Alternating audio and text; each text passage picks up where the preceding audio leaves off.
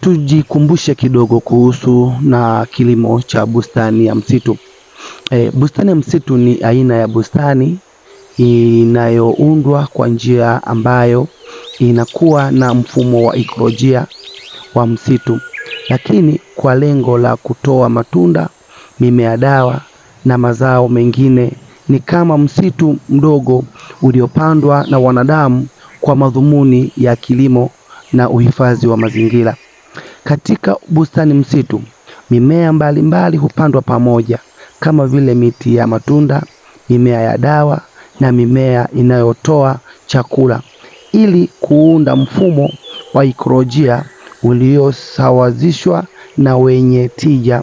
Hii inaweza kusaidia kuhifadhi udongo, kupunguza matumizi ya maji na kuongeza bioanuai.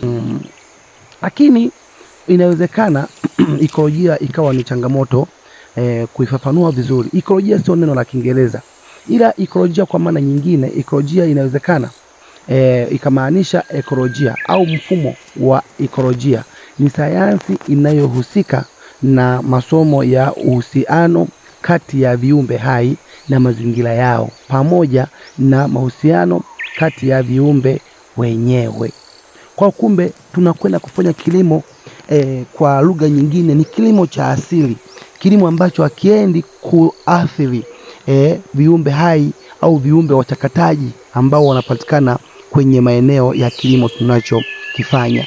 Hivyo badala ya kutumia pembejeo za madukani kama viuatilifu vyenye sumu, tujitahidi kutumia mbolea ambazo tunazo kwenye maeneo yetu, kama samadi ya mifugo, samadi ya ndege kama kuku, kama popo na vitu kama hivyo ambavyo vinakwenda